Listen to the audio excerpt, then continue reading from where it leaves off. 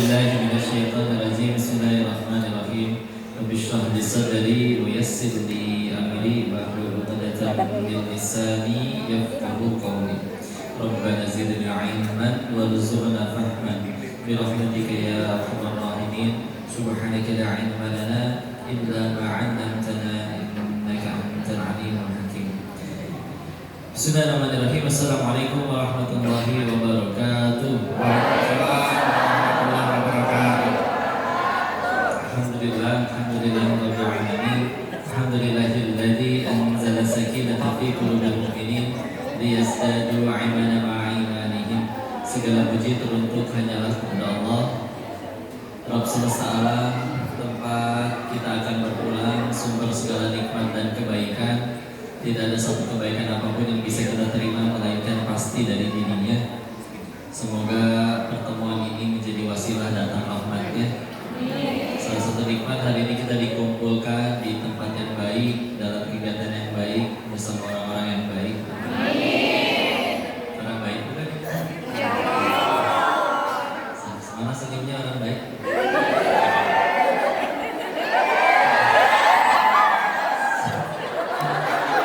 Lu jadi ngaji kan?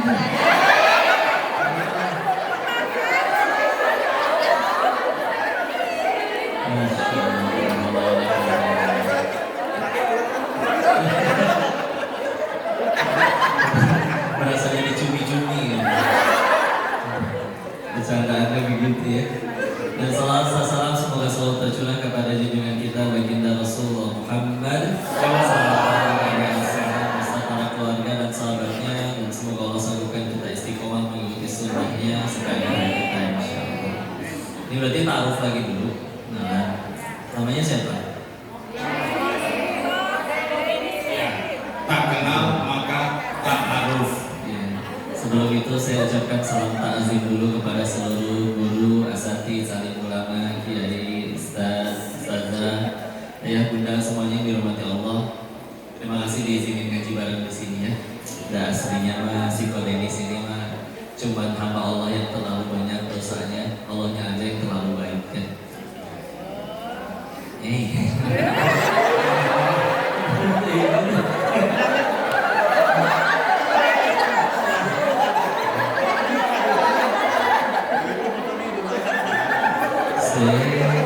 Jadi ngaji kan? Saya masih tenang ya. Gagal fokus.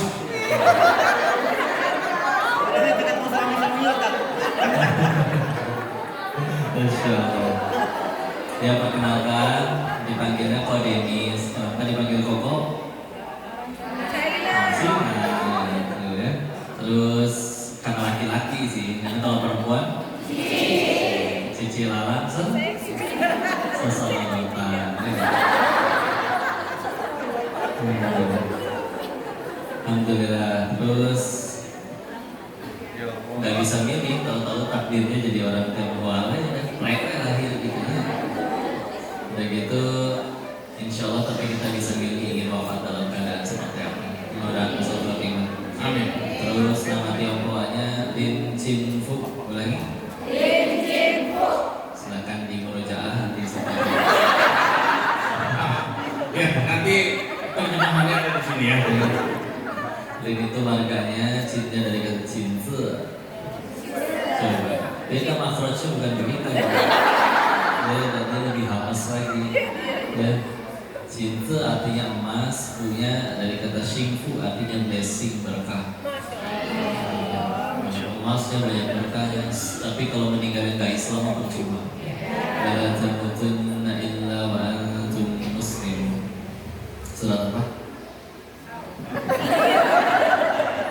Ali Imran ya, surat ketiga ayat 102. Oh ibu-ibu mah gak pada Jumatan sih ya. Ayat Jumatan soalnya masih takwa. Insya Allah. Terus lahir tahun 1991. Seorang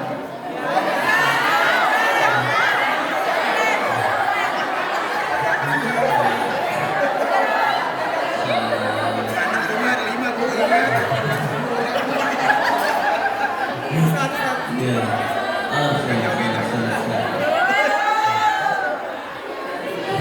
Kameranya susah bu kalau berdiri. Ya. Iya. Berdiri ini susah kameranya. Orang udah disediain kursi masa disuruh berdiri, ya kan? Berdiri nanti disuruh pulang lagi kan ya. Nah, itu dia.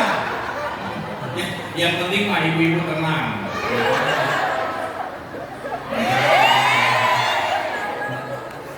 Ya lanjut. Terus pokoknya nah, kalau ada yang usianya di atas saya pasti pahalanya lebih banyak. Kalau ada yang usianya di bawah saya pasti dosanya lebih sedikit. Ya, benar. Berkah semuanya dimuliakan Allah. Sekolah di Bogor, TK sampai SMA sekolah Katolik di situ. Di Yuwana, ya. Lahirnya di seberang ya di Melangi ini ya. Dekatan Bogor Selatan. Ini mah Bogor Coret ya. Ini Bogor Kota. Oh, Bogor Kota. Oh, ini bukan merah itu saya macam Sama orangnya ya, sama Pak Azim. Oh iya ya, udah masuk. Jadi 6 kecamatan.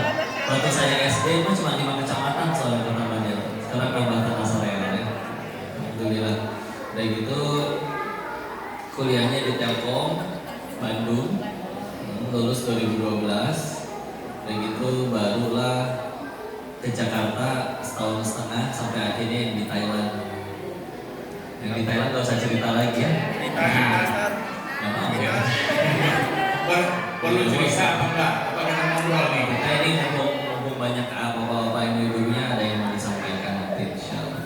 Ya, alhamdulillah. Pulang dari sana 2017, terus baru mulai ngaji sampai sekarang udah masih ngaji. Aslinya mah santri, cuma kongko biasa. Cuma kalau biasanya jualan handphone, kalau ini ngajakin ngaji lah. Insyaallah. Sering ke toko handphone kongko ya biasanya. Ya, dan ucapannya selalu sama ya. Silakan kakak boleh cari tanya dulu aja atau bertambah boleh. Itu pergi ke kota lain juga gitu pak begini. Udah kayak ada aturan baku yang tidak tertulis. Sini alhamdulillah ternyata ada guru kami juga Saudara Faiz, Pak Amin, Pak Heru Agung, Masya Allah dari besar. Alhamdulillah. Saat kumpul lagi lah ya. Udah Masya Allah. Ya. Maafin saya udah lama dari KPL. Apalagi kenalannya itu dulu ya. Iya. Mungkin ada yang penasaran Pak Ustadz. Iya. Kok Ustadz kalau saya manggil Pak Ustadz aja ya. Ya. Si Denis. Kok Denis ya, Kok Denis. Nah, Kok Denis mungkin tadi lahir di Bogor. Iya. Tapi lahirnya itu dalam keadaan Muslim atau non Muslim? Oh iya. Jadi secara KTP yang saya tahu udah langsung Muslim karena yang mualaf ayah saya udah lalu menikah dengan mami itu udah Muslim ya. Jadi syarat menikahnya harus syahadat masuk Islam.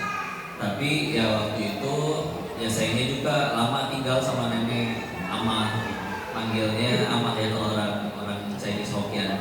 Nah beliau kan udah jadi ya, di rumahnya ada meja abu, dikasih makannya sering makan babi karena doyan dulu ya. Jadi itu sekolahnya sekolah Katolik, nyari duitnya jadi bandar judi, jadi kenal Islamnya telat banget jauh. Jadi justru pengen minta doa dan ilmunya dari saudara sekalian gitu. Ya, dari bandar judinya itu Kok Denis atau orang tua yang jadi bandar judi? Orang tua pernah, saya juga pernah. Oh gitu. Di Bogor. Kalau papi di Bogor dan Jakarta, kalau saya di Thailand. Ada yang pengen tahu ceritanya? Atau kita biar cerita sendiri aja ya. Ya udah, Bismillah. Silakan dilanjut. Itu sebetulnya kayak banyak diceritain kayak bisa bosan. Saya kalau ketemunya sama Pak Ibu tuh karena melihat pergaulan zaman sekarang, anak-anak kita dan pergaulan di masa kini kira-kira baik-baik saja. Pas sudah menenangkan hati untuk jadi penerus bangsa, belum ya. Maka sebelum masuk ke sana saya mikir berarti sebetulnya Allah tuh menginginkan tanggung jawab pendidikan itu adanya di mana sih? Ya kan? Ternyata apakah harus dimasukin ke sekolah atau pesantren terus minta ke Pak Kiainya, Pak tolong pulang-pulang langsung jadi soleh ya. Enak sekali kalau bisa kayak gitu. Tapi ternyata justru jawabannya ada di Quran surat ke-25 Al-Furqan ayat ke-74 itu. Rabbana hablana min azwajina wa dzurriyyatina qurrata a'yun waj'alna lil muttaqina imama. Kok itu kan ayat tentang keluarga biar punya pasangan dan anak-anak yang jadi penyejuk hati, ya, penyejuk mata. Maka tapi di ayat tentang keluarga itu ditutup oleh Allah agar dari keluarga tersebut menghasilkan lil muttaqina imama. Enggak cuma orang soleh, enggak cuma orang bertakwa, enggak cuma pemimpin, tapi bahkan pemimpinnya orang bertakwa. Karena memang lebih masuk akal sepasang orang tua mendidik, terserah Allah dikasihnya berapa. Kata Allah sanggupnya 2, pasti 2 anak. Kok anak saya 8, berarti kata Allah sanggupnya mendidik 8. Karena lebih masuk akal daripada satu kiai mendidik 1000 anak, ya kumaha ceritana. Ya. Maka tentu harus ada ilmunya yang akhirnya selama ini lagi banyak mendalami itu pada satu diashadi, ya.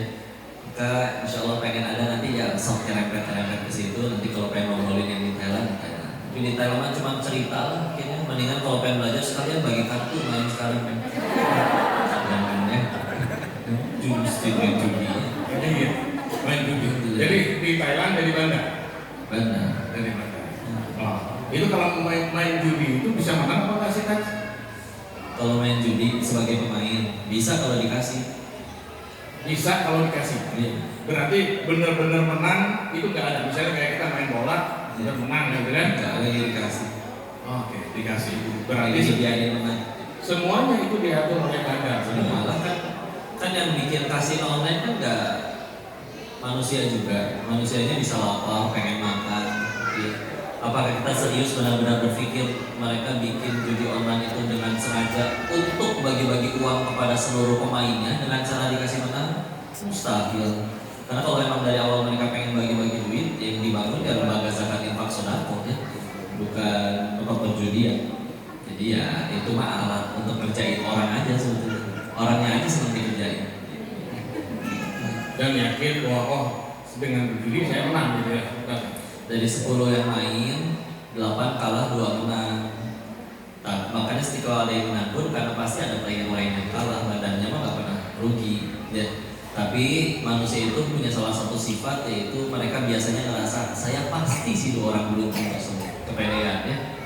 Nabi Adam dia diusir dari surga gara-gara satu dosa, kita tetap pede pengen ke surga padahal dosanya apa cuma 1. Nah, ya, Insya Allah. Maka akhirnya mereka tetap main dan ya udahlah, itu yang di kalah udah kalah dari awal secara psikologis juga, karena rasa pasti akan beruntung. Di bahasa kami para Bandar, ya, orang yang main judi itu kami nyebutnya mereka itu pecundang yang ngarep rezekinya dikasih sama Bandar. Itu jelas-jelas rezeki dari Allah, ya. Beberapa Bandar di sana juga ada yang religius, tapi di agama mereka masing-masing, ya, masih suka ke wihara, masih suka ke apa, karena tahu dan rezeki katanya bagi mereka udah ada yang ngatur. Terus kalau ada orang dengan naifnya, saya main masukin duit di situ, ntar jadi tambah gede, itu diatur. Kita di situ lagi bermain menjadi Tuhan, tentuin siapa yang dapat duit, siapa yang kalah, siapa yang menang. Terus kita menyerahkan pengaturan rezeki tersebut kepada manusia yang punya sifat serakah, ya itu hancur. Serakah seperti itu, ya. Nah, sebelum ke Modinis kok bisa dapat hidayah dari yang tadinya Bandar dan sampai ke Thailand. Ceritanya kok bisa sampai ke Thailand seperti apa tuh? Waktu itu ya diajakin awalnya, walaupun alasan paling kuat mas satu lah, saya lemah imannya, udah gitu aja. Lalu memang ada kondisi di mana memang waktu itu ya papi sempat sakit. Udah gitu yang harus dioperasi juga, ada memerlukan biaya tentunya. Udah gitu anak paling besar dari 4 bersaudara, beliau juga waktu itu kondisi sulit ekonominya sehingga ada nominal yang harus dibayarkan ke banyak pihak dan ke banyak orang dengan nominal yang tidak sedikit. Jadi ya udah dengan lemahnya iman berangkat. Tapi yang paling berat itu sebetulnya bukan masalah keuangannya, tapi ketika melihat orang-orang yang disayang itu bersedih, meneteskan air mata, jadi pengen ngebantu tiada daya, sehingga kayaknya kalau saya kaya bisalah kayaknya mudah-mudahan bisa ngebantu mereka. Nah, udah coba berangkat ke sana. Ya benar sih dapat duitnya makanya, tapi ya berakhirnya di sini juga bertemu dengan budak-budak semuanya. Dan dapat duit banyak itu apa? Tidak ada kenikmatan atau seperti apa? Awalnya nikmat, dunia teh gitu, soalnya nikmatnya teh garing, bisa bosan. Sama kayak ibu makan buka puasa ya, 5 menit pertama begitu menggoda, tapi kalau udah 1 jam 2 jam kemudian udah makan all you can eat, dagingnya begitu menggoda di 5 menit pertama, sama setelah nanti udah ibu doyan-doyan sedoyan-doyannya makan pizza misalkan. Tapi kalau dikasih pizza selama 365 hari, sehari 3 kali, ngajak berantem misalnya. Sampai ada survei kan waktu itu, ada orang kontestannya 2. Yang orang pertama dikasih tempe, orang kedua dikasih steak. Besoknya orang pertama dikasih tempe, orang kedua dikasih soto. Hari ketiga orang pertamanya dikasih tempe lagi, hari keempatnya dikasih pizza yang keduanya. Hari keempat yang pertama dikasih tempe lagi, yang orang kedua dikasih makanan enak lainnya. Maka di hari kelima yang dikasih tempe ngambek. Ternyata ada bukti bahwa tempe itu bisa ningkatin darah tinggi. Karena dia berkata, kenapa saya dikasih tempe lagi? Ya gitulah ya, bosan sarannya. Jadi berapa lama di sana? 3 tahun 1 bulan 10 hari. Oke. Sehingga menemukan hidayahnya. Satu pertama tadi sudah mulai bosan dulu ya. Awalnya senang, tapi lama-lama mati rasa. Ya. Jadi kan menerima duit itu nggak sesenang ketika di awal. Ya perasaannya sebetulnya kalian semua pernah merasakan sih. Mungkin waktu SD kalian terima uang 5.000 perak juga senang ya. Apalagi waktu itu zamannya masih duit gopean ya, masih bensin juga masih murah. Tapi sekarang kayaknya dikasih duit 50.000 juga nggak senyum, biasa aja. Ya. Kecuali kalau nambah uangnya 2 atau 3, nah itu baru ya papa saya. Tapi kalau cuma dikasihnya uang recehan, padahal dulu kita senang banget menerimanya, sama sih rasanya kayak gitu. Satu udah mulai bosan, ketika sudah mulai bosan, orang mulai jenuh, akan timbul yang namanya gelisah. Ketika orang udah mulai gelisah, maka dari kegelisahan tersebut nanti terganggu, tidur gak lancar. Paling lama saya tidur 3-4 jam, terbangun gelisah. Kadang kalau kebangun karena mimpi buruk atau apapun, hal yang paling pertama saya lakuin, ambil handphone, cek saldo. Iya ngecek, masih banyak nih duit nih, tapi kok begini perasaannya gak enak. Akhirnya nyari hiburan, ngajak kumpul teman-teman, badan judi yang lain, gak pada bisa kadang. Ada yang janjian sama psikiater katanya. Kenapa? Udah berhari-hari gak bisa tidur. Wah lu lebih parah bro dari gua, padahal uang lu lebih banyak. Ya, mereka kan udah nyampe di tingkatan ada yang 8 miliar per bulan bersih. Ya. Dan juga bersih ya, udah di luar biaya dugemnya, biaya foya-foya istrinya. Itu dugemnya itu orang bisa nyampe 1,2 miliar sebulan. Habis, karena kan gak mungkin dugem bawa susu ultra ya. Jadi kan mahal minuman, ya itulah ya, udah mau minumannya mahal, gak enak, pahit, bikin badan sakit, bikin bodoh, bikin lupa diri. Ada yang beli, bangga lagi orang minum. Setan kayaknya ngakak banget melihat manusia minum minuman keras itu ya. Obat-obatan dulu ekstasi itu satu butirnya sekitar 800 ribuan paling kurang. Kalau sabu-sabu 1,2 juta. Ibu nggak usah survei ya, ini mah cuma sekedar tahu. Nonton keluar dicari bener nggak agak segitu ya. Dan selalu ngajak teman-temannya. Di tempat kayak gitu juga pasti ada mama perempuan yang tentu pakaiannya tidak syar'i, menutup kemuliaannya seperti bunda-bunda. Di sana mah ada kasihan, udah tempatnya pasti dingin, baju kurang bahan, jahitan belum beres, udah dipakai. Tapi mereka tuh pada kuat-kuat sama angin, karena kalau kita mungkin udah dikerok, mereka kan kalau dikerok hilang di bawah. Karena kan pakaiannya terbuka. Jadi melihatnya tuh ya Allah, sampai pengen nafkahin, kayak maksudnya ngasih mukena. Ya udah selesai situ. Dan untuk nemenin perempuan itu Pak, nemenin duduk ngobrol-ngobrol, nemenin minum, itu ada tarif 2 juta saja perempuan. Karena kan import ya, dari Uzbek, dari Thailand, dari Vietnam, nggak ada yang dari Sukamulia, nggak ada. Bogornya di Sukamulya, di Sukasari sudah kencana ya. Udah gitu, dan dia terus menerus seperti itu. Jadi dugamnya tuh istiqomah, konsisten, dugem istiqomah. Dugem istiqomah. Maksud saya konsisten ya. Konsisten terus menerus seperti itu sampai di satu titik, tapi mereka nyadar gitu. Selagi sambil duduk gitu di depannya meja minuman keras, wanita yang menari. Tapi karena kalau udah mulai capek gitu, nyenggol.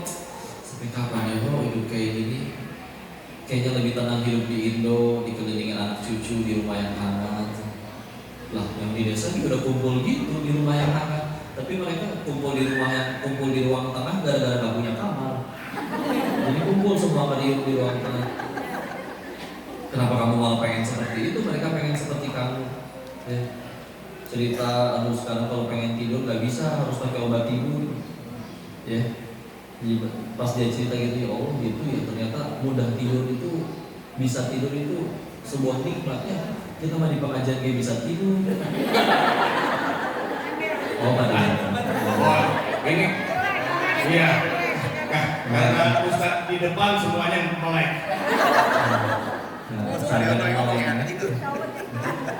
Iya, dia belum bisa tidur ketergantungan obat, gelisah selalu ya. Kemana-mana kadang bawa pistol di pinggangnya, dikelilingi, dijaga bodyguard, Koparno begitu, mobil bagus, rumah gede, tinggi, ada penjaganya. Kalau orang mah satu satpam satu perumahan, dia mah satu satpam satu buat rumahnya sendiri. Pagar tinggi ada CCTV, tapi gelisah, panik, ketakutan. Dan bila berhenti pada cerita saya mau sampai kapan hidupnya. Ditambah satu episode pernah pulang lagi di sana, ada jadwal pulang di Indonesia, ada tetangga guru PAUD, gajinya itu sebulan cuma 250.000 perak sebulan, guru PAUD luar biasa ya. Gak punya ayah, adiknya ada 5. Hidup tahu matematikanya dari mana itu? Ya, hidup tambah lintung malah. Ini gak masuk di akal. Dan tenang, kalau si bos tadi benar-benar dijaga rumah teh ya. Lepas tamu mesti dicek KTP apa segala, dia mah tidur juga kadang pintu rumah kebuka, ayam tetangga masuk, buang air di dalam juga. Tenang aja. Jadi bedanya jauh.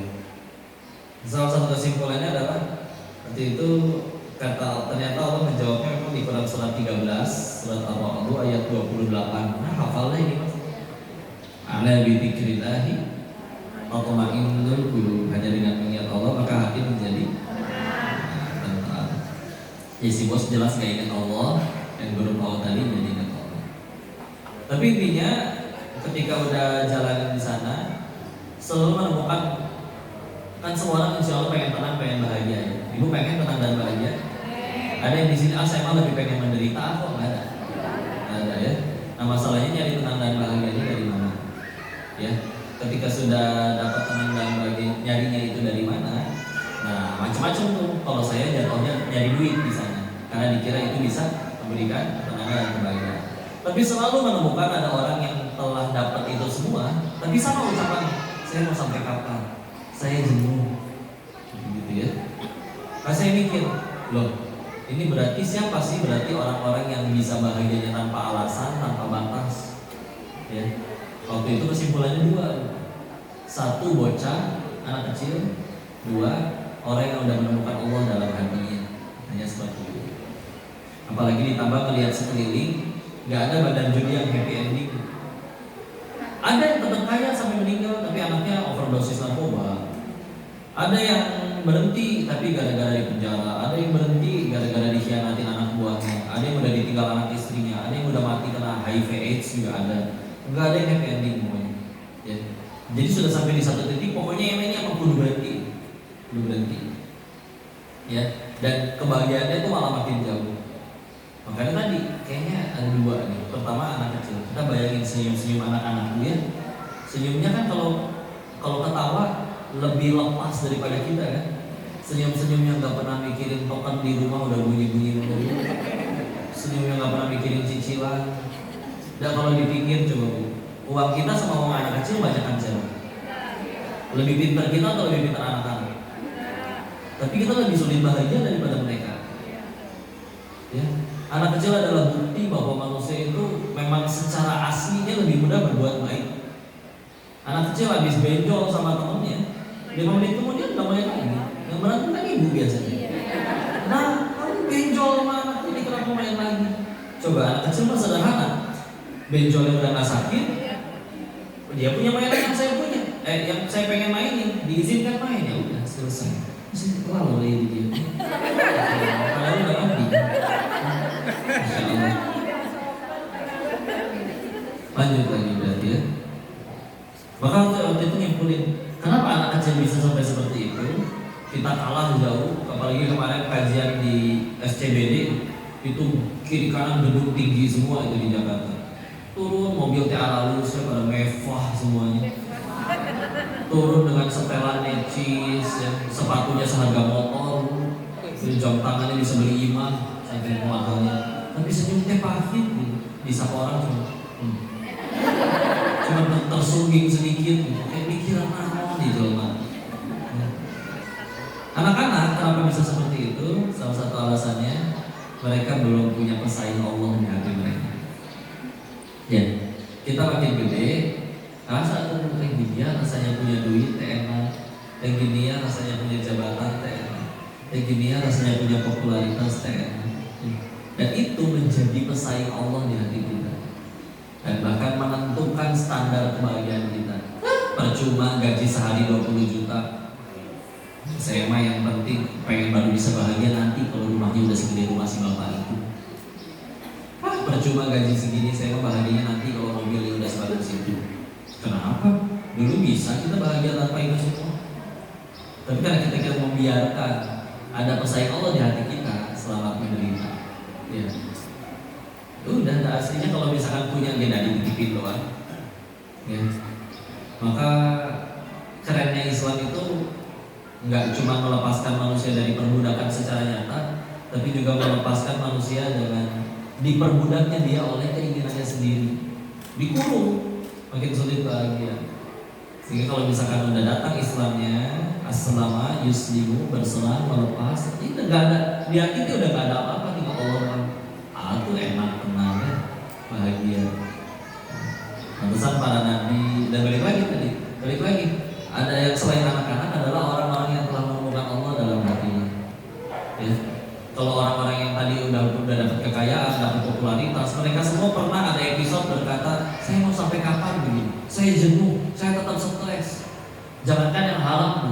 Pernah ketemu pengusaha restoran punya 18 cabang, 17 cabang untung, 1 cabang rugi. Ya. Setiap kali ngobrol pasti ngebahas yang cabang yang rugi. Stres nih gue kurang, stres nih. Gimana nih cabang gue yang ini rugi terus nih? Ya padahal yang 17 yang untung jauh melebihi kerugiannya. Tapi tahu itu pikirannya. Karena tetap mau dari yang halal pun kalau itu menjadi pesaing Allah di hati kita, nggak bisa tenang. Sedangkan pengennya tenang, tapi nggak mau mengikuti cara sang pemberi ketenangan, ya itu rujit. Ya. Tahu rujit? Apa? Rusak melejit. Terserah saya lah itu. Lupakan informasi tidak penting ini ya.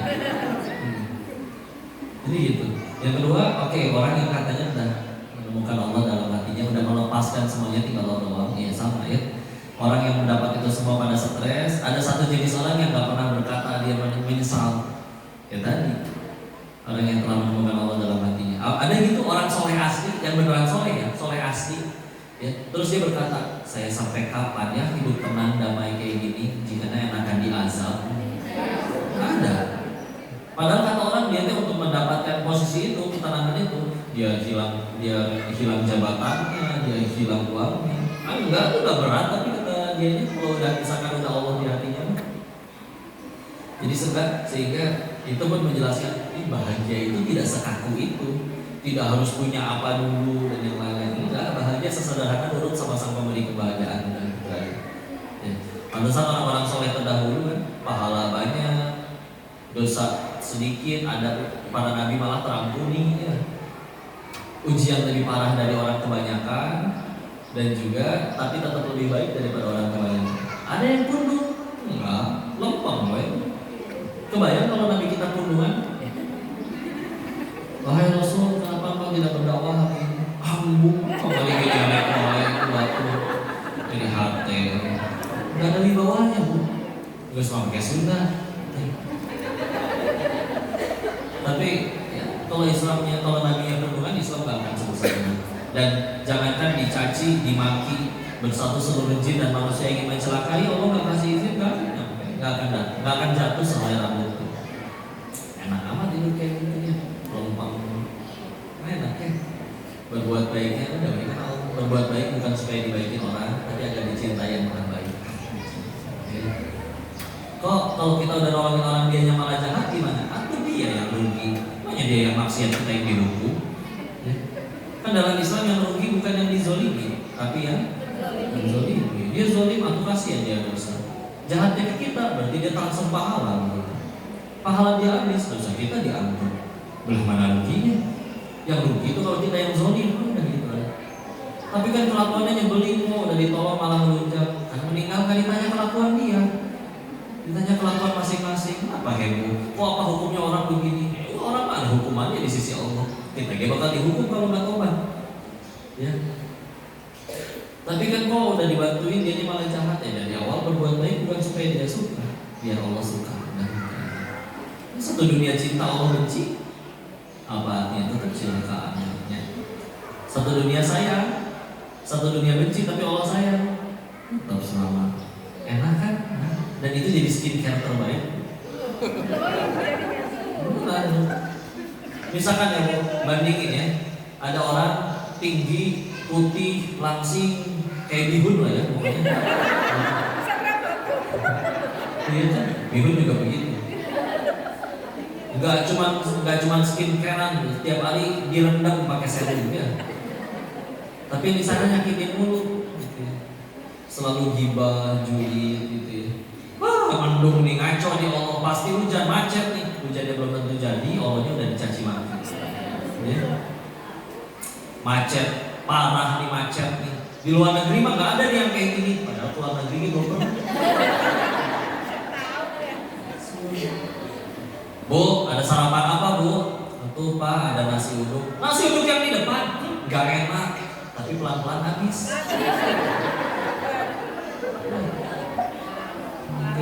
Ngomong teknik bola kadang-kadang, kan?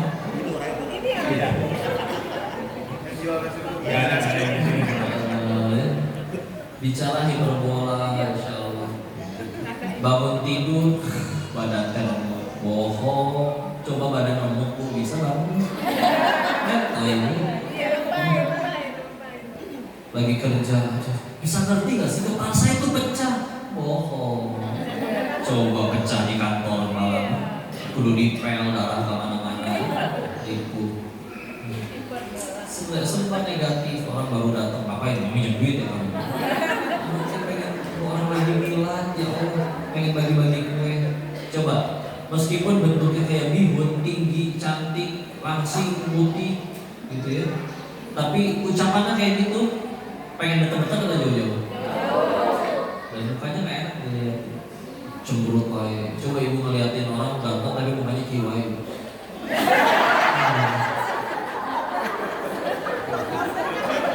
Gak enak kan? Betul. Karena kalau kita tersenyum itu hanya menggerakkan 6 otot wajah. Kalau cemberut menggunakan 13 otot wajah. Coba lihat, betul. Ketawa mulu aja pegel. Apalagi cemberut aja. Dan lama-lama mukanya kerut beneran. Karena gitu ya. Aku tahu ya. Cuma syukurin. Apa sih yang sia-sia? Gak ada yang sia-sia, tenang aja. Berbuat baik dijahatin orang. Allah gak sia-siain. Tiap tetes kering kita jadi amal soleh, sama ada jadi pengubur dosa. Kepahitannya mendidikan derajat. Mana ruginya? Kita masih akan selalu merasa rugi. Dunia masih akan selalu terasa berat kalau satu, kita terlalu cinta sama dunianya. Dua, emang kita belum pengen surga mungkin. Padahal kan semua kepahitan yang kita alami jadi jalan kita terbalik ke surga. Udah, emang bagi kita gampang katanya, tinggal lihat aja ilahnya apa. Kalau misalkan dia sholat sih sholat kok, tapi ketinggalan sholat gak pernah sedih, kehilangan duit dia nangis ngejerit-jerit, berarti ilahnya Kalau dia sholat tapi ketinggalan sholat gak pernah nangis, giliran akhirnya jabatannya diturunin, nangis. Berarti hilangnya jabatan. Tinggal kita mau naruh apa di hati kita. Ya. Padahal semuanya itu kalau udah punya juga bisa apa? Cuma dititipin. Dan yang satu tambah menderita juga kalau tidak menerima takdir dari Allah. Ibu gak pengen kelihatan kurus, gak pengen kelihatan langsing, gak pengen kelihatan gemuk, foto tahan napas. Serius itu mah. Atau gak ngiri ya. Manusia udah terlihat langsing menciptakan benda yang namanya korset. Ya, enggak ngeliatnya dulu. Bu, saya pengen survei dulu, tanya dengan jujur ya, jawab dengan jujur. Apa sih kriteria foto bagus menurut ibu? Misal, kalau ternyata ada sefoto 10 orang, yang lain merem semua, ya. Terus yang ibu bagus sendiri. Itu cukup, itu yang diambil. Enggak, terus kalau misalkan semuanya bagus senyumnya ini, tapi ibu merem di situ sendiri, minta diulang nggak? Terima kasih telah menjawab dengan jujur. Ya Allah, nah pas sudah dipoto dilihat ini, bu make upnya aneh kok, warna mukanya biru begini. Ya Allah, kok ada warna napas ya, masya Allah. Udah ya, terima ya. Jangan ada yang berkata, ibu mah dulu itu lucu loh kok kalau pakai seragam SMA. Jangan terima kalau sudah jadi tua. Kenapa harus terima kalau jadi tua? Karena udah jadi, nggak bisa mundur lagi ya. Nggak bisa berkata kayak tadi, ih kok mah nggak tahu dulu ibu lucu banget loh kalau pakai seragam SMA. Ibu pengen lebih lucu kan? Ibu pakai lagi seragamnya sekarang. Luar biasa. Gempar, viral kayaknya. Udahlah, itu satu. Dan yang satu lagi yang juga bikin berat, udah mandi hatinya bukan Allah, terus yang diletakkan adalah kebutuhan manusia yang lain nih selain sandang pangan papan, yaitu kebutuhan ingin diakui orang lain. Ya. Makanya ada orang alas kakinya 2, berarti butuh alas kaki cuma 2, tapi ada yang punya 50 pasti nggak ada, mungkin toko kali ya. Tapi ada yang nggak toko juga kan, sampai kalau datang ke rumah public figure tersebut, ini ruangan ini kamarnya siapa? Bukan kamar, itu ruangan saya naruh sepatu. Sepatunya dikasih kamar, mungkin tidur diselimutin kali sebagainya.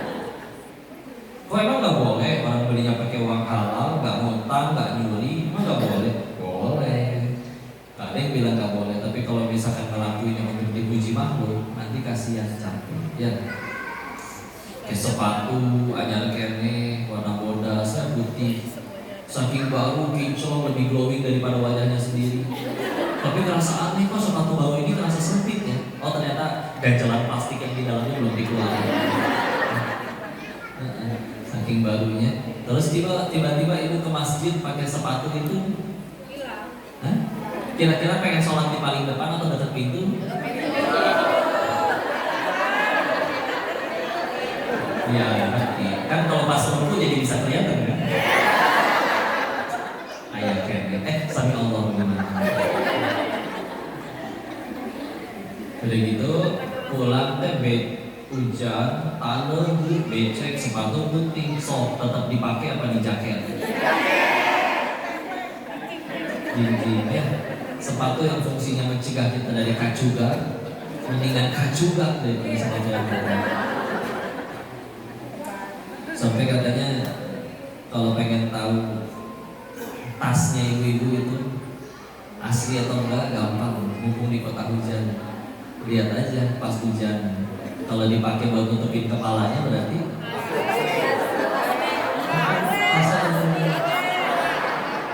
ekonomis lah ya bahasanya. Karena ekonomis setiap orang kan beda-beda. Tapi kalau kepalanya dipakai buat nutupin tasnya, berarti tasnya mahal. Sebetulnya bukan mahal juga sih, mungkin kepalanya lebih murah aja daripada tasnya.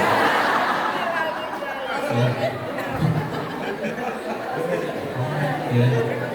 Udahlah, benda itu kan. Ya. Benda. jangan malah jadi diperbudak sama benda ya. Ya. Fungsinya jam tangan apa? Nah, ini ke sama. Apa fungsinya jam tangan? Nggak ada, jam tangan saya diminta ibu-ibu kemarin di Bekasi. Iya. Gara-gara ngejelasin ini nih, tahu-tahu diulang dulu ya. Siapa tahu ada yang minta jam tangan aja. Bagus ya. Kalau ini pemberian si mami, nanti dicariin si mami. Kalau jam tangan waktu itu beli sendiri. Ya. Lagian gue pakai topi kemana sih?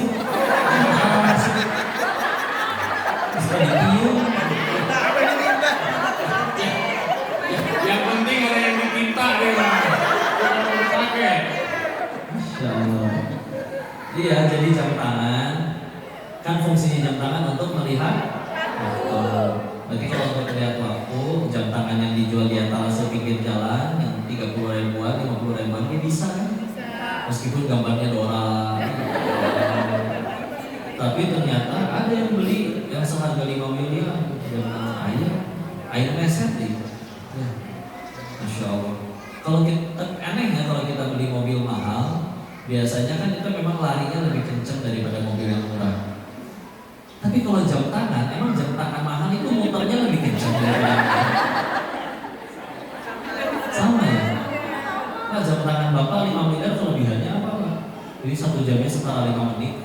Itu rusak. Pakai kayak saking kencang muternya bisa jadi kipas angin.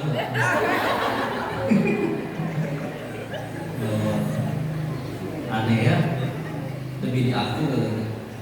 Ya, kalau nggak pakai, nah gara-gara ngomong ini Juni tahu itu jam tangan. Kalau nggak pakai jam tangan duduknya gini. Dan kalau jam tangannya mahal dia tahu di atas meja. Orang kalau udah nge-gym fitness tuh badannya bagus, ya, badannya mulai kekal, pasti jadi suka pakai baju yang ketat. Ya. Ngarep-ngarep ditanya toiletnya di mana. Toilet di mana ya?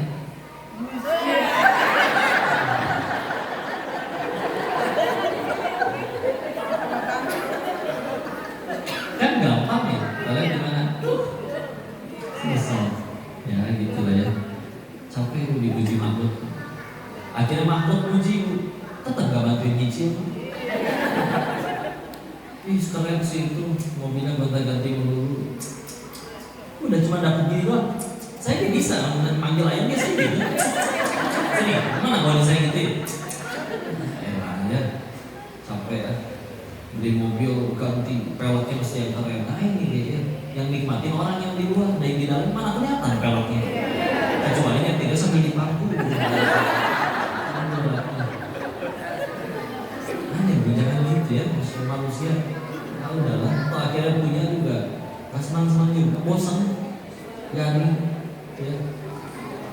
Jadi akhirnya sampai satu titik tadi di Thailand melihat tuh ini udah aneh, udah harus berhenti. Sampai akhirnya puncak-puncaknya waktu itu, tapi takut untuk meninggalkan dunia yang di sana. Takut untuk meninggalkan uang sebanyak itu. Dulu saya ngerasanya saya kan dapat itu semua teh hasil mikir, ngerasa pintar lah ya pokoknya.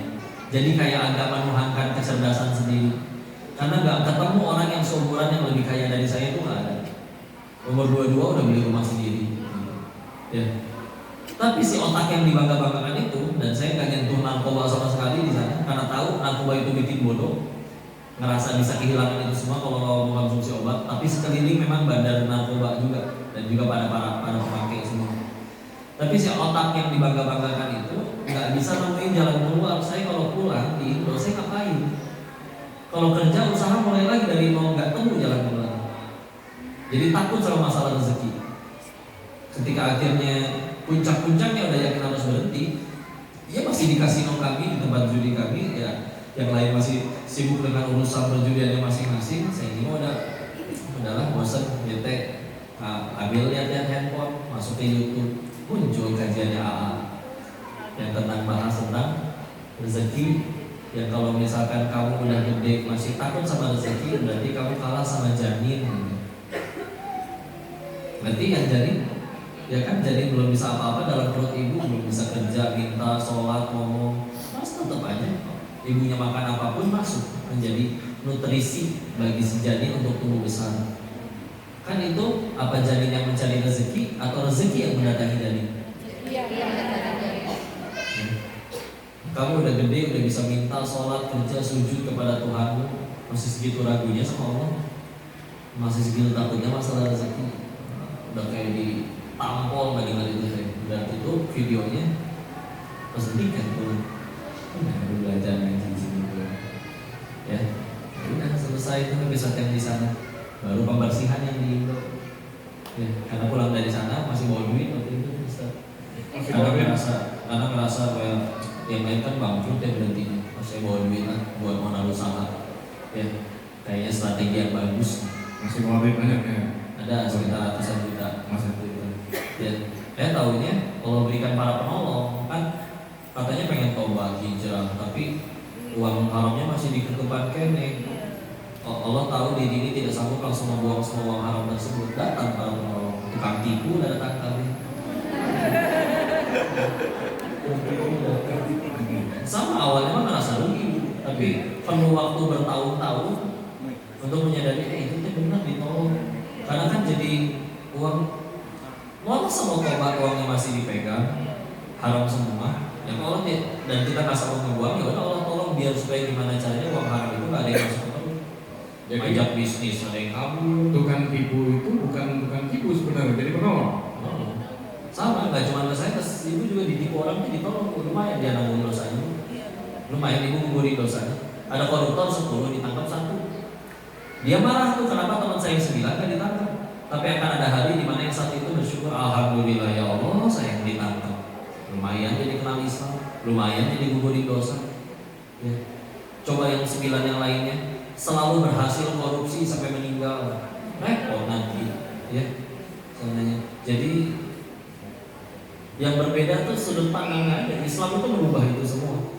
Kalau kita yang tadinya nikmat itu adalah apapun yang membuat nikmat itu adalah apapun ketika keinginan kita dikabul, pengen punya rumah dapat rumah, pengen punya mobil dapat mobil. Sekarang nikmatnya jadi ya apapun yang membuat kita tambah dekat dengan Allah. Mau bentuknya dicaci orang, mau bentuknya mobilnya hilang. Tapi kalau gara-gara itu tambah banyak sujudnya nikmat.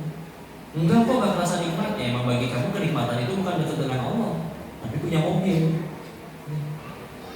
Nyari pasangan kok gimana caranya? Kalau misalkan nggak beliin dia sesuatu, nggak beliin dia mobil, nanti dia nggak naksir sama saya. Tuh akhirnya pacar saya diambil orang gara-gara dibeliin mobil sama orang lain. Ya udah itu deh selamatin. Karena kan kita nyanyi pengen sama-sama ke surga, bukan sama-sama ke showroom. Adalah ya. Kalau dia tertariknya sama itu, ya udah bismillah. Dan kita mudah-mudahan dari itu semua belajar. Ya, emang ya udahlah Allah aja yang paling penting. Enak kalau ada urusannya sama Allah. Sepakat? Ya. Jadi konsep rezeki itu sebenarnya apa kan? Rezeki manusia kan cuma 3, ingat nggak? Yang dimakan lalu jadi kotoran, yang dikenakan lalu menjadi usang, yang dan diinfakkan di jalan Allah. Misalkan nanti kita acara bukber, pengen dibungkus, dikasih nih, kata saya punya saya ya. Tahu-tahu di tengah jalan jatuh dimakanin semut. Ya udah Allah cuma meminta kita jadi jalan untuk memberikan rezekinya kepada makhluk Allah yang lain. Sebelum lewat sini, lewat tenggorokan belum jadi rezeki kita. Termasuk yang di kulkas ibu penuh ya. Sebelum kita tahu enggak. Tahu diambil ponakan, yang diambil dan rezeki mereka. Termasuk yang di rekening kita. Meskipun atas nama kita di tabungan udah banyak. Tahu-tahu ada telepon, Mama aku belajar yakin nabrak ganti berapa nih 4 miliar Mama. Hah? Iya nabrak BMW 7 atau pilih aku nabrak pakai beca kayak nih BMW pisan yang ditabrak. Ya udah berarti rezeki bengkel. Ya. Sama pokoknya sebelum lewat sini bukan rezeki kita. Ya. Udah titipan. Yang kedua yang dikenakan lalu menjadi rusak. Yang kena tsunami di Palu ya, dijamin itu di lemarinya pasti banyak bajunya. Tapi giliran udah anyut, porak-poranda semuanya, udah rezekinya tinggal gak nempel. Ada orang lihat, itu kan baju yang di lemari saya dipakai orang, tapi sambil badannya juga luka-luka kalau darah banyak yang ditagih. Itu baju saya nggak mungkin, udah rezeki dia.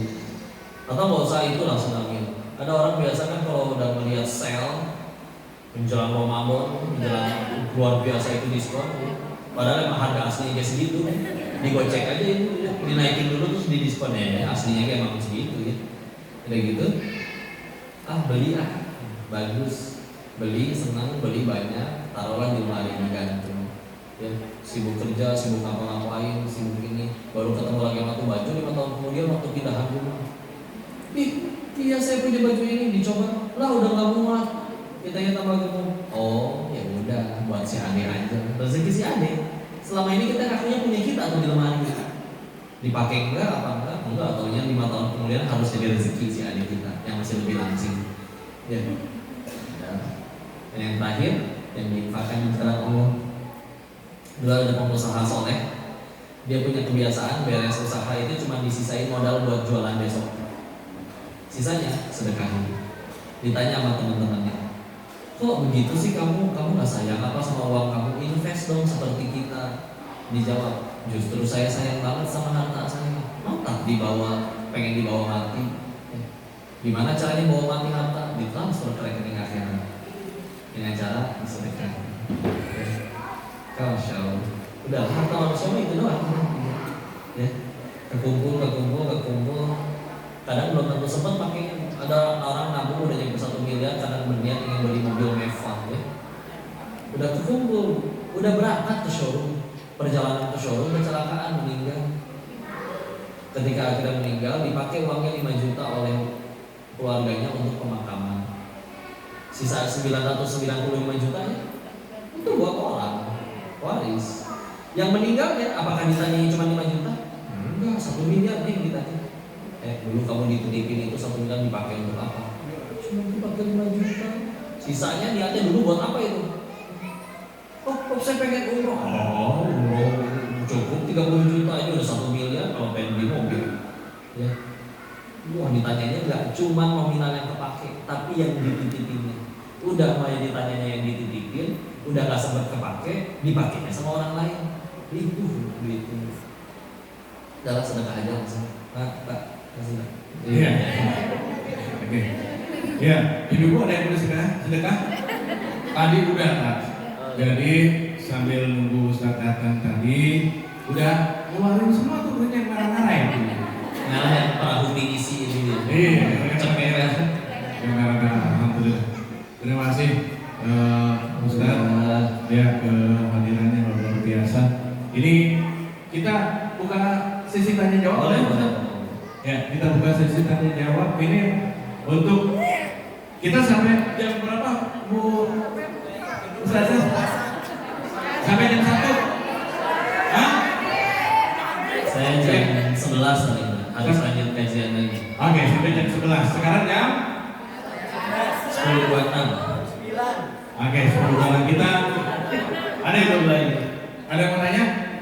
Ibu? Oke. Sebelah sini 1, sebelah situ 1 ya. Oke. Sebelah sini dulu. Oke. Iya. Nanti pertanyaannya kita tampung dulu baru dijawab sekalian sama Pak Ustaz. Silakan Ibu.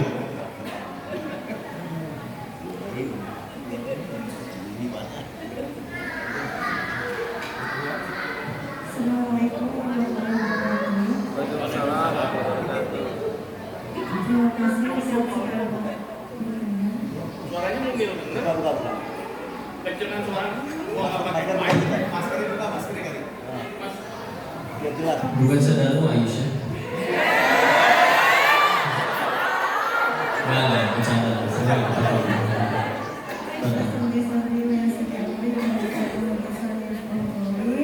Izin bertanya Ustaz mengenai sebenarnya saya menunggu materi Ustaz tentang suami istri, karena saya melihat banyak sekali kajian Ustaz itu yang mengatakan bahwa ketika kita berumah tangga itu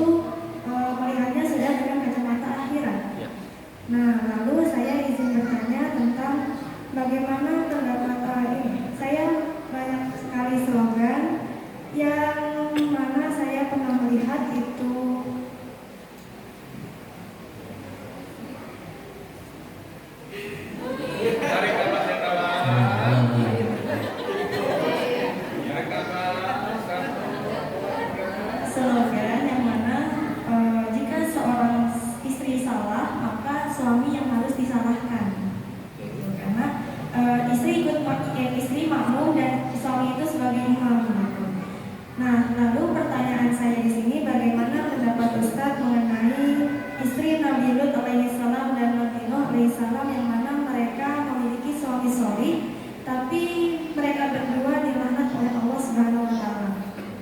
Lalu yang kedua, tentang hak suami itu salah satunya tidak keluar rumah tanpa izin. Hak suami istri tidak keluar rumah tanpa izin suaminya. Nah, lalu pertanyaan saya di sini, banyak sekali yang saya lihat dan kenyataannya banyak wanita yang mungkin sudah berumah tangga dan itu tidak izin dengan suaminya. Dan saya mengatakan seperti ini karena ada beberapa yang curhat bagaimana tentang hak suami yang tidak ditunaikan oleh sang istri. Salah satunya adalah meminta izin ketika keluar rumah. Nah, itu sering sekali terjadi dan fenomena sekarang adalah seorang istri tidak izin dan itu sudah terjadi kebiasaan, sudah menjadi kebiasaan. Iya, sudah. Terima kasih Ustaz.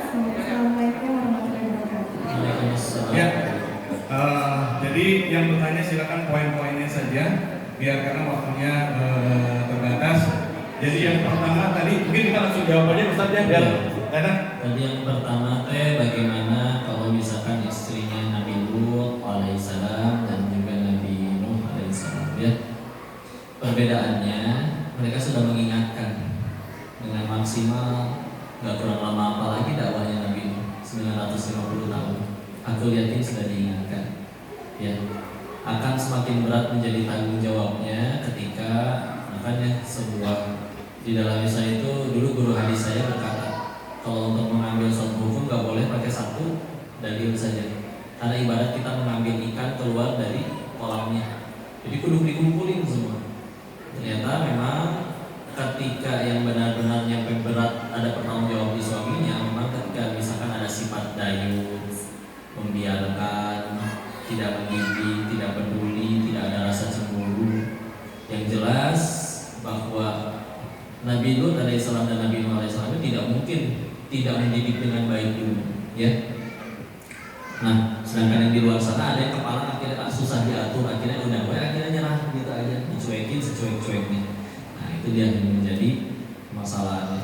Maka kalau misalkan memang betul yang kami ketahui namanya imam, dia harus ikut pemimpin juga, dia harus ikut bertanggung jawab. Sebagaimana kadang tim sepak bola, timnya kalah melulu, yang dipecat pelatih, karena emang ya yang senang mengapalai, ya kan. Nah, ketika akhirnya suami juga nanti. Tapi itu keseimbangan dari Allah, karena memang laki-laki itu kalau Rasulullah SAW bersabda yang maknanya bahwa kalau aku tidak dilarang untuk menyuruh manusia menyembah manusia lainnya, maka aku akan meminta setiap istri menyembah kepada suaminya. Kata guru saya itu suami itu nyaris jadi Tuhan, ya. Cuman karena masalahnya tidak boleh ada yang disembah selain hanya Allah, seperti itu.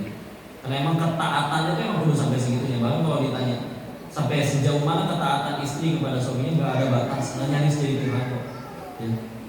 Tapi kecuali mungkin kalau ada yang bertentangan dengan akidah, bertentangan dengan syariat, itu beda urusan, ya. Tapi selagi itu tidak bertentangan, maka harus setaat itu. Nanti mungkin ada pertanyaan lanjutnya, kok itu suaminya yang spesies seperti apa dulu? Yang milih spesies suaminya kan ibu-ibunya, ya. Makanya itulah anjuran untuk memilih yang soleh itu dia. Tapi ya itu dia, ya. Ketika akhirnya wanita juga dimintai untuk benar-benar segitu taatnya pada suami, tenang, ada keadilan Allah di situ. Karena nanti setiap kali apapun yang dilakukan istri, yang kami ketahui, suami akan ikut dimintai pertanggungjawaban. Akan lolos si suami kalau tadi dia sudah mendakwahi dengan maksimal, memang istrinya yang ternyata Allah misalkan, ya. Tapi kalau misalkan ternyata emang suaminya juga mendiamkan, tidak ada kepedulian sama sekali, tentu semua akan menjadi tanggung jawab. Dan di hari itu adalah hari di mana kita benar-benar mengharap sosok yang paling kita inginkan adalah ada orang yang pengen ikut tanggung dosa kita, ya. Para istri nanti ada suami. Suami sudah sesoleh apapun, ternyata istrinya atau kembali istrinya sudah soleh banget, suaminya ternyata tidak baik, ya istrinya tidak ikut diminta pertanggungjawaban atas suaminya yang kami ketahui. Yang pertama, ya. Yang kedua kan tadi tentang Yang kedua, kalau istri mau keluar rumah, ya. Dan itu sudah benar, maka ya udah, itu dia pentingnya ilmu dalam rumah tangga, pentingnya kita juga menyampaikan itu melalui dakwah, ya. Karena ketika orang bilang masalah paling besar di kemanusiaan katanya adalah kemiskinan, kelaparan, dan juga kriminalitas, enggak. Yang paling bahaya dari itu semua adalah ketiadaan ilmu. Nggak pakai ilmu orang bingung mesti ngapain, aturannya seperti apa. Nggak ada ilmu juga orang nggak punya kerjaan lapar pun kalau nggak didampingi iman. Makanya benar-benar ilmu itu yuk disebarkan. Karena kalau kita mau bicara apa, bicara hukumnya, iya pasti ada hukuman dari sisi Allah. Tapi apakah kita cuma sekedar dia dihukum? Enggak. Yuk ayo terus kita tingkatkan ilmu, tingkatkan dakwahnya. Mudah-mudahan kebaikannya tersebar sehingga tidak ada yang gitu lagi. Karena sebetulnya pembahasan tadi para wanita dan para laki-lakinya insya Allah udah tahu nggak boleh itu deh. Permasalahannya kan kenapa terus dilakukan? Ya tinggal gimana caranya biar itu tidak dilakukan lagi. Sebarkan ilmunya, tingkatkan ilmunya, sebarkan dakwahnya. Mudah-mudahan selesai masalahnya. ya. Ada Ada nggak yang pengen diper istri sama Ustadz aja? satu. Karena nggak ada ini, saya kan udah boleh dong saya jadi yang kedua. Ada nggak? Satu juga nggak habis. Oke, pertanyaan selanjutnya. Tuh, satu nggak habis Ustadz. Tadi. Oke, silakan.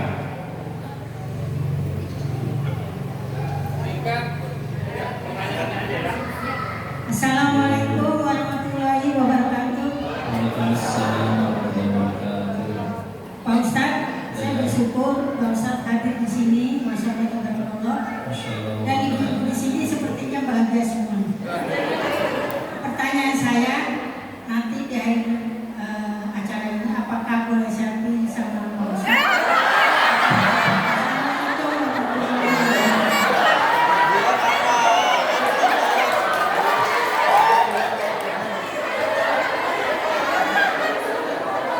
Perlu dijawab nggak kan? Kalau emang ada yang pengen selfie, ya udah makanya suka ditanya nggak milih pengen tanya jawab atau foto-foto sih aslinya. Ya, jadi nanti yang sama ibu-ibu berdiri di Tapi sini. nanti agak ini ya, biar saya nggak batal wudhu, bisa ada yang orang ibu kayak itu nyambak. Fotonya silakan tapi untuk biar saya nggak usah wudhu lagi biar. Ya, jadi nanti biar adil, biar gampang, Ustadz yang selfie-nya dari sini. Iya kan? Udah, simpel. Ibu, silakan. Bismillahirrahmanirrahim. Assalamualaikum warahmatullahi wabarakatuh.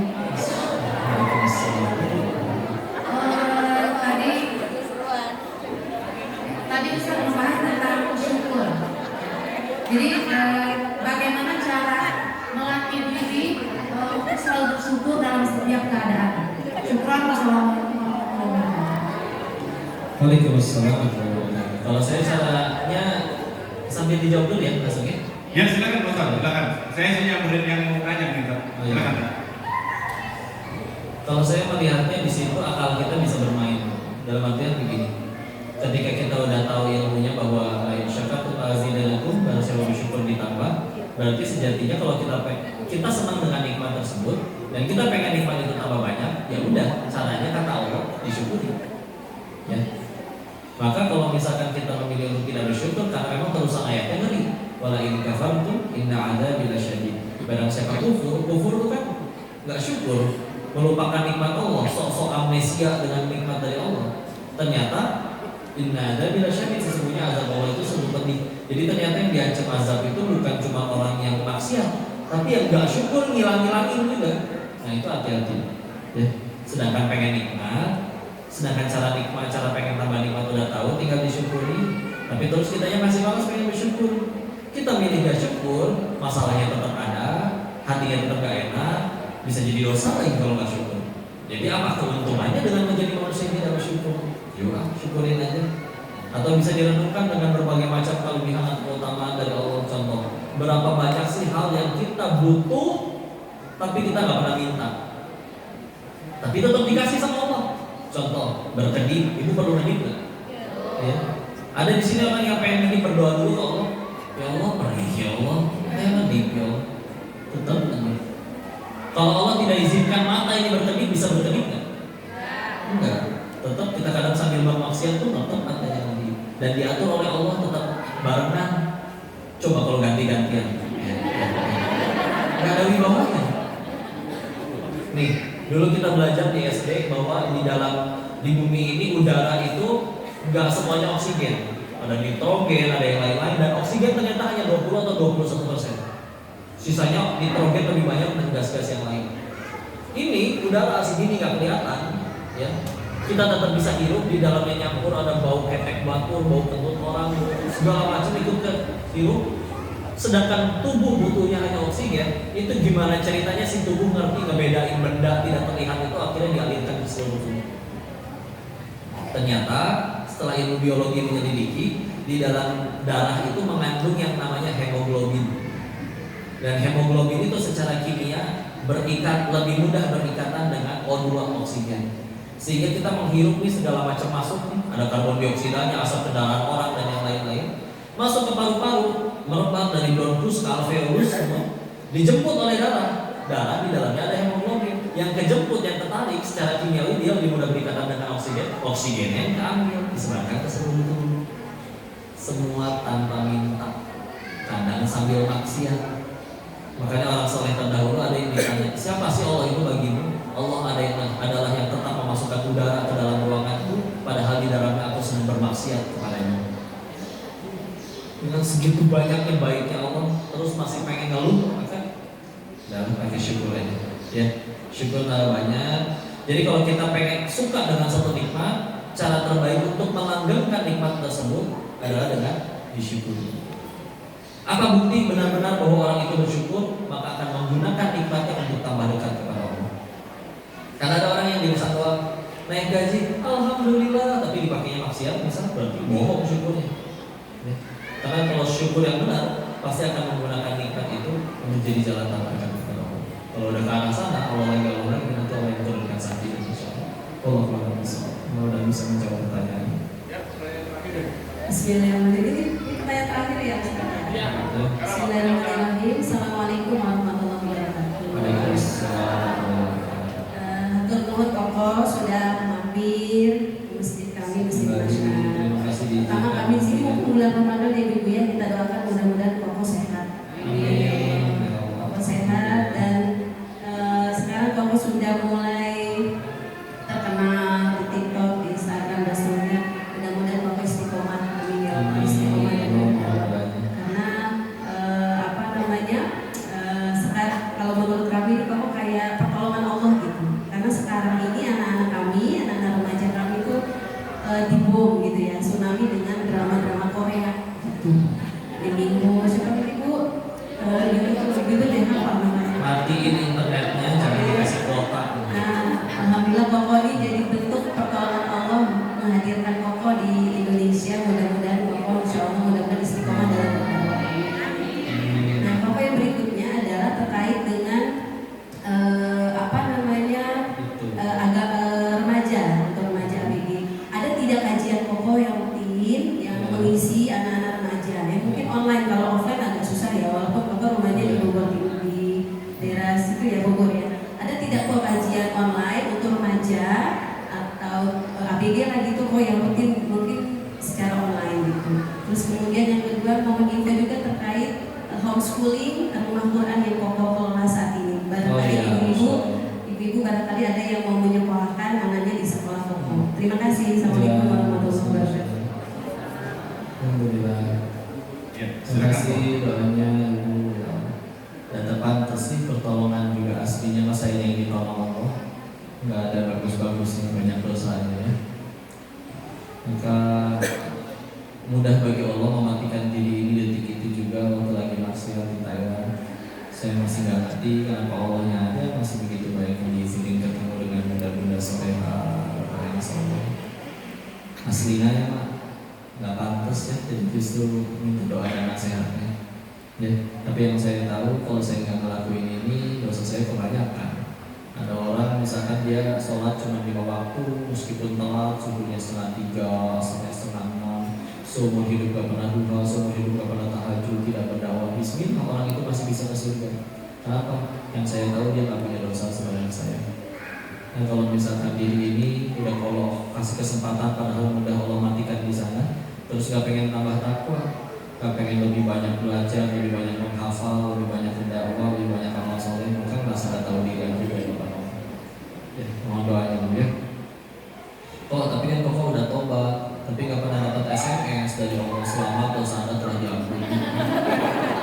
Kalau ada masih senang, udah diampuni atau kalau ada mungkin udah saya screenshot. Gara-gara ditaruh di status dia nggak jadi diampuni ya.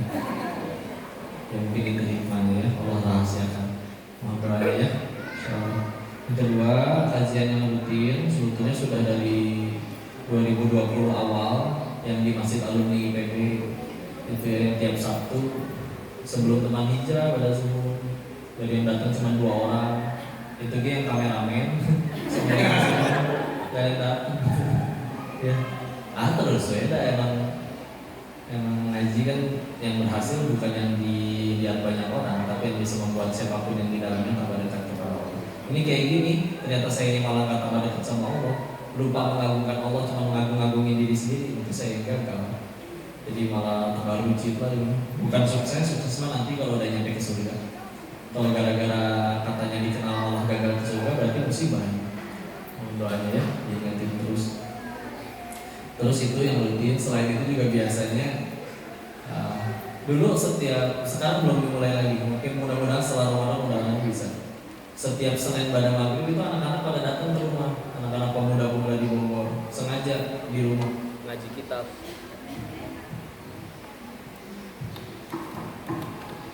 Tiap Senin ngaji kitab Al-Hikam namanya. Karena dulu belajar kitab itu di Darut Tauhid. Ya, itu nanti mudah-mudahan bisa dimulai lagi. Sama tiap Ahadnya di Masjid Al-Mutakin Maduraya, tiap pada asar itu bahas kitab Riyadhus Shalihin kalau misalnya. Ya. Tapi sama ya, ini karena lagi Ramadan lagi bakbukil, jadi belum mulai. Mudah-mudahan nanti bisa dimulai lagi. Kalau yang di Quran Islamic Homeschooling belum jadi sekolahnya, insya Allah Juli mulai jadi. Ya, terus itu adalah homeschooling memang, tapi bukan homeschooling yang gurunya pada datang ke rumah-rumah, tapi muridnya tetap datang. Cuma memang dibatasi satu kelasnya atau satu kelas hanya 20 sampai 25 orang. Ada fasilitatornya yang ikut mendampingi. Dan juga memang kenapa homeschooling waktu itu yang dipilih, karena kalau homeschooling bisa cuma 30% kurikulum dari pemerintahnya, sisa 70%-nya bisa kita sisipkan ke Islam. Makanya nanti ada materi hadis sampai ke mustalah hadisnya. Jadi nanti anak-anak mudah-mudahan bisa ngebedain mana yang sahih, mana yang tidak. Karena sekarang sumber hadisnya itu nggak dari kitab, dari Instagram, dari postingan orang. Nah itu mana tahu yang sahih atau tidak. Perlu ilmunya dibangkitkan kembali di sekolah. Ya. Dari situ dan insya Allah masih dibuka pendaftaran. Lokasinya di Cimahi. Ada Bogor Utara yang baru di situ. Nanti saya juga tinggal di situ. Insya Allah mohon doanya sedang bangun di situ. Makanya insya Allah mudah-mudahan bisa jadi amal soleh buat semua. Oke. Apalagi ya? Itu dulu tadi. Ya, terima kasih Pak Denis Lim.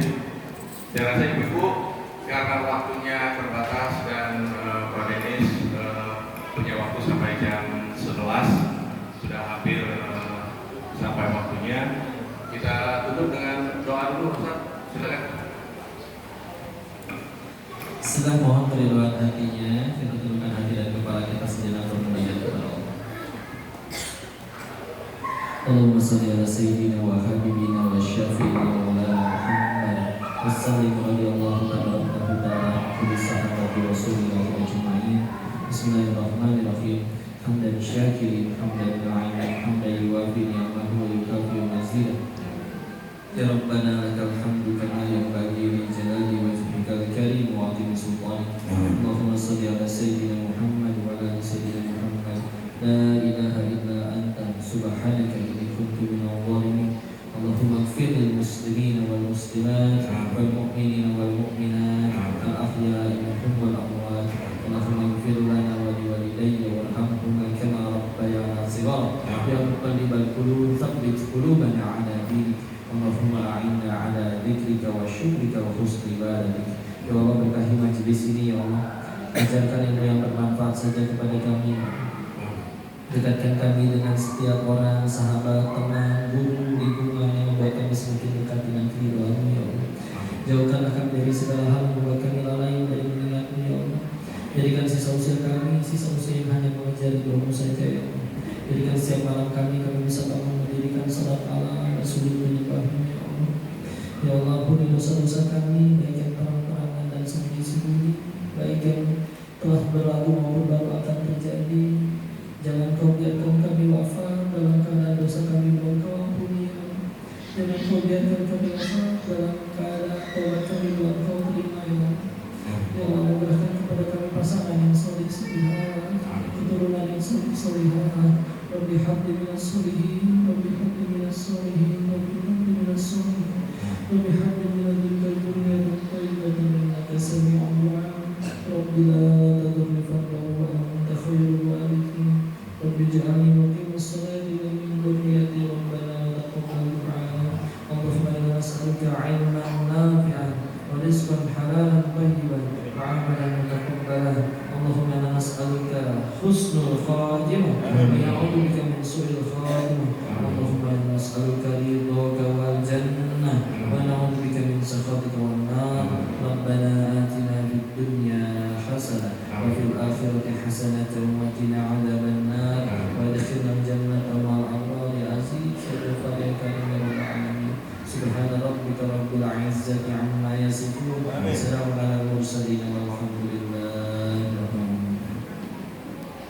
Terima kasih ya Ibu, Bunda, Teteh, dirahmati Allah. Mohon maaf lahir batin jika ada kesalahan, semuanya murni dari kebodohan diri ini. Tolong diingatkan, dinasihati, dimaafkan tidak? Alhamdulillah. Dan jika ada kebaikan pasti dari Allah yang kita bersyukur kepadanya. Saya pamit, dikembalikan kepada Sang Reksi untuk ditutup. Semoga bermanfaat. Wabillahi taufiq wal hidayah. Assalamualaikum warahmatullahi wabarakatuh. Waalaikumsalam warahmatullahi wabarakatuh. Terima kasih.